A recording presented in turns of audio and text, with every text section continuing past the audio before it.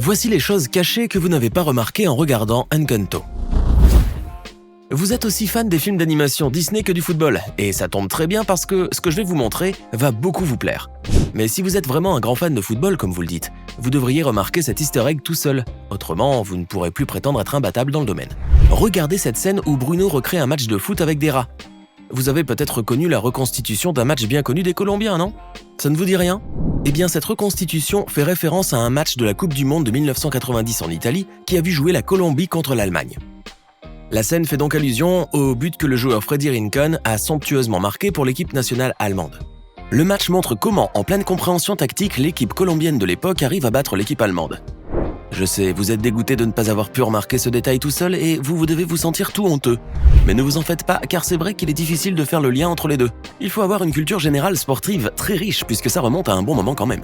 Maintenant, profitez-en pour poser une colle à un ami fan de foot et de films Disney comme vous. On verra s'il remarquera, seul ou pas.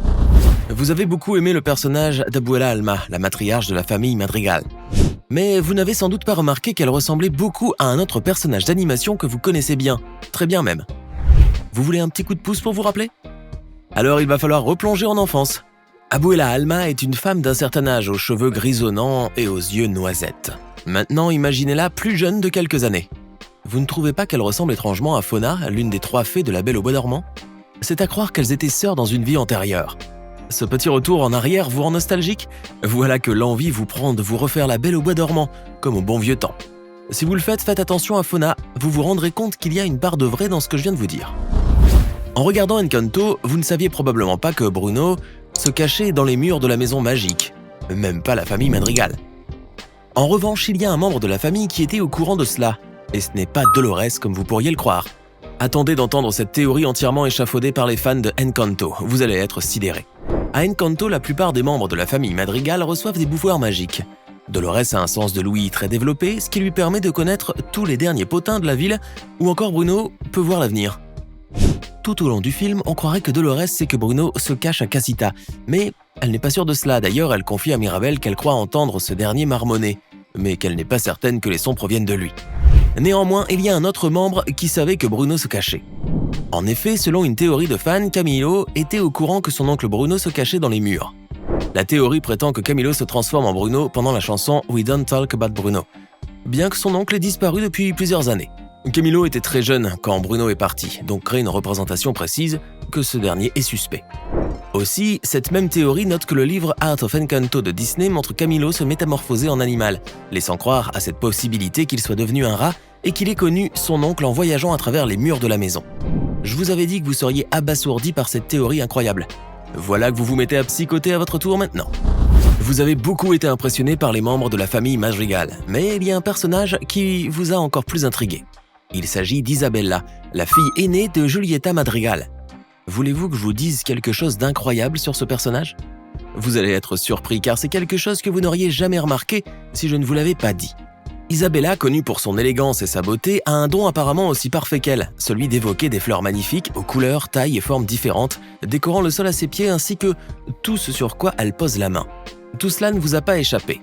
Mais Isabella n'est pas en accord avec les attentes qu'Abuela a envers sa perfection, car elle veut vivre la vie qu'elle veut, faire évoluer son pouvoir en faisant pousser toutes sortes de plantes en fonction de ce qu'elle veut elle, et pas de ce que veulent les autres. Depuis toute petite, Isabella cache ses vrais sentiments et accepte de se plier aux ordres d'Abuela sans rechigner. C'est aussi à cause de cela que sa relation avec sa sœur Mirabel n'est pas au beau fixe, car selon elle, cette dernière tente de ruiner sa vie et lui en veut en quelque sorte de pouvoir faire ce qu'elle veut sans être constamment sous la pression de sa famille. Cependant, leur relation s'améliorera lorsqu'Isabella relâchera son surplus d'émotions au moment où Mirabel la traitera d'égoïste et de petite princesse capricieuse et qu'elle fera pousser un cactus épineux. Isabella devient alors plus expressive et fait évoluer son pouvoir en créant de nouvelles plantes. Elle se rendra compte de la vraie vie qu'elle voudrait vivre, une vie libre avec le droit d'être imparfaite. C'est vrai que ce personnage aurait tendance à vous agacer par moments, car qui ne rêve pas d'être parfait comme Isabella? Enfin bref, vous saurez maintenant que même les personnages Disney n'ont pas tout ce qu'ils veulent dans la vie. Vous aussi avez certainement dû faire le lien entre Encanto et la Reine des Neiges, notamment à cause de la chanson Ne parlons pas de Bruno, qui a détrôné de façon spectaculaire la célèbre chanson Libérée délivrée au rang des succès de Disney. Mais vous n'avez pas dû remarquer d'autres éléments qui mettent en parallèle les deux films d'animation Disney. Oui, vous ne les avez peut-être pas remarqués, mais Encanto fait référence à la Reine des Neiges, et pas qu'une fois d'ailleurs. Il suffit d'ouvrir les oreilles et de faire appel à vos connaissances en anglais. Écoutez ce passage où Bruno chante la chanson All of You, pour la vie en version française. Je ne sais pas si vous avez fait attention, mais il reprend les paroles de la Reine des Neiges. Quand Bruno pousse Peppa à utiliser ses émotions et ses pouvoirs magiques, l'oncle prodigue chante en version originale Let It Snow, Let It Go, sur la même intonation que la princesse Elsa. À tel point que la légendaire chanson de la Reine des Neiges est créditée à la fin du film. Sans oublier que Peppa Madrigal ressemble étrangement à Anna. Vous ne trouvez pas ? Vous voyez, vous n'y avez pas fait attention et vous regrettez déjà de ne pas avoir fait plus de cours en anglais au lycée. Il vous aurait au moins servi à déceler cet easter egg. Allez, vous ferez mieux pour le prochain. Vous connaissez cette fameuse scène où Louisa et Maribel débarquent sur une île ? Alors, non, ne me dites pas que ça vous a pas sauté aux yeux. Et pourtant, ce détail, pas très caché, est très remarquable pour quelqu'un qui ne rate aucun film Disney. Ouvrez les yeux et regardez bien. Pendant le numéro musical Surface Pressure, juste après que Louisa ait brisé l'iceberg pour sauver le Titanic, la jeune fille est aperçue en train de surfer sur une vague jusqu'au rivage d'une île tropicale. Vous ne trouvez pas alors que cette scène rappelle l'île où se déroule le film Vaiana ?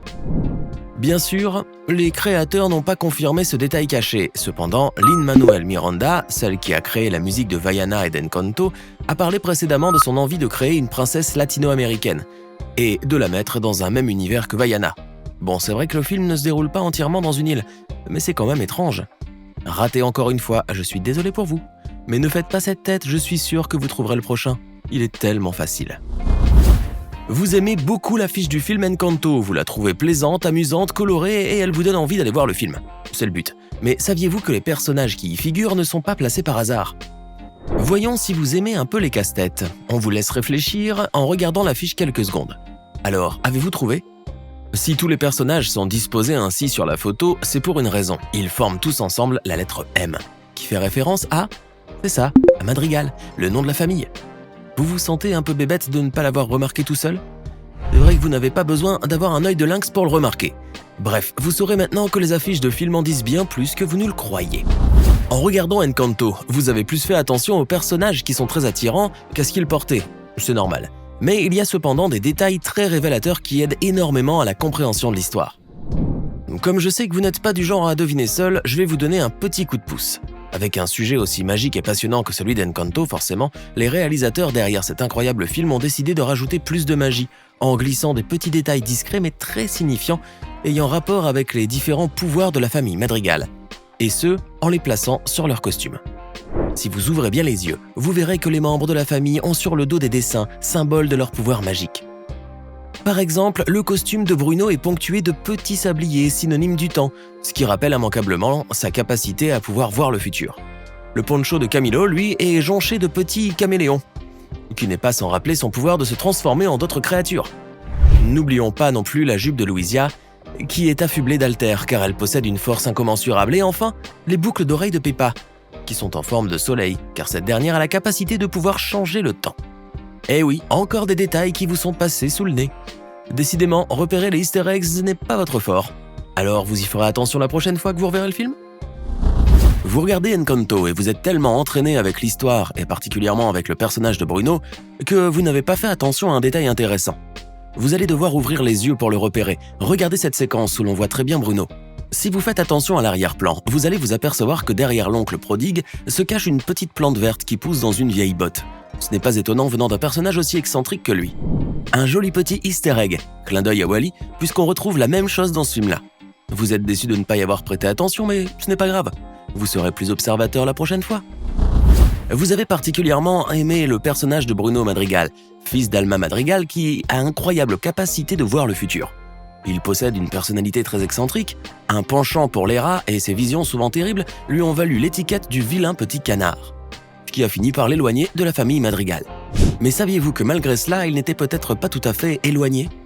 Vous allez devoir bien ouvrir les yeux et redoubler de concentration, car nous allons vous montrer ces séquences où Bruno s'est faufilé dans le film sans que vous ne l'ayez vu. Alors que, comme tout le monde, vous pensiez que Bruno avait disparu depuis des années, il s'est avéré, à travers Mirabel, qu'il s'était caché secrètement à l'intérieur des murs de leur maison et qu'il n'avait jamais quitté la famille. C'est pour cela d'ailleurs qu'on le voit ici dans le balcon pendant que Dolores chante « We don't talk about Bruno ». Il est en train de se faufiler pour aller chercher de la nourriture dans la cuisine. On le voit aussi en arrière-plan sur l'affiche promotionnelle cachée derrière Mirabel et derrière une plante vêtue de sa fameuse cape verte. Ah, je vous avais dit qu'il fallait bien ouvrir les yeux. Ce n'est pas faute de vous avoir prévenu. Maintenant, vous allez avoir l'impression de le voir partout, Bruno.